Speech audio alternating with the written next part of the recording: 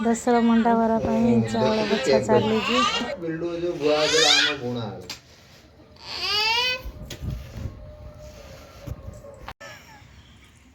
ନଡ଼ିଆ କଢ଼ା ସରିଛି। ନଡ଼ିଆ କଢ଼ା ହେଇକି ନଡ଼ିଆ ଚୋକରି ଖିଆ ହଉଛି। ଝିଅକୁ ଦିଆ ହଉଛି। କଣ ଚାଲିଛି ଏଠି?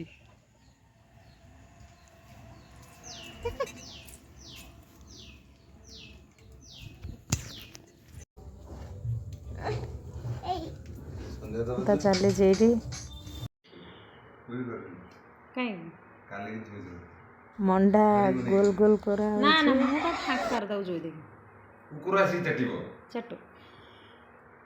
କାଲି ଗାଧେଇବା ପୂର୍ବରୁ ଇଏ କରିଦେବି।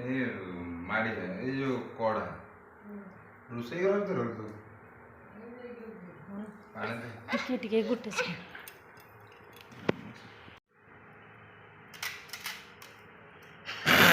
ମଣ୍ଡା ଗୋଲ ଗୋଲ କରାହେଲା। ଏବେ ଗରମ ପାଣିରେ ଏଟାକୁ ଦିଆହବ।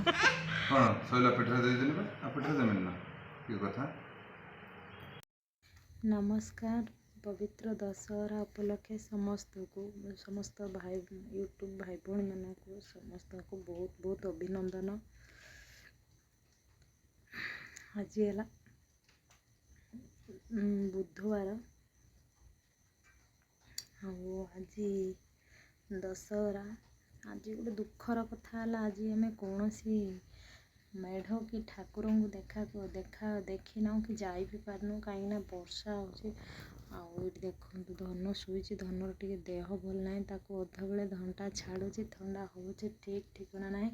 ତ ସେଥିପାଇଁକି ଆମେ ଯାଇପାରୁନୁ, କେଉଁଠି ଯାଇନାହୁଁ, କେଉଁ ଠାକୁରଙ୍କୁ ଦେଖିବାକୁ ଯାଇନୁ। ସେଦିନ ଯାଇଥିଲୁ ମାର୍କେଟିଂ କରିବାକୁ, ସେ ଦୁର୍ଗା ପୂଜା ପାଇଁ ମାର୍କେଟିଂ। ସେଥିରେ ଧନର ପାଉଁଜି ଆଣିଲୁ, ଆଉ ତାର ଗୋଟେ ଗଳାର ହାର ଆଣିଲୁ।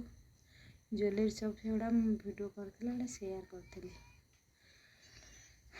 ଆଉ ଆଜି ଯିବାର ଥିଲା, ଆଜି ବର୍ଷା ହେଲା ତ ଯାଇପାରିଲୁନି। ଦେଖିବା ପହର ଦିନକୁ ଯିବୁ। ପହରଦିନ ଆମ ଏପଟେ ରାବଣ ପୋଡ଼ି ହେବ। ରାବଣ ପୋଡ଼ି ଭିଡ଼ିଓଟି ମୁଁ ନିହାତି ସେୟାର କରିବି। ଆଉ ସେ ଗଲେ ଯଦି ବର୍ଷା ନହେଲା ତ, ଯଦି ବର୍ଷା ହେଲା, ଆଜି ରାବଣ ପୋଡ଼ି ହେଲାନି ବର୍ଷା ଯୋଗୁଁ, ସେଦିନ ହେଲେ ମୁଁ ସେୟାର କରିବି।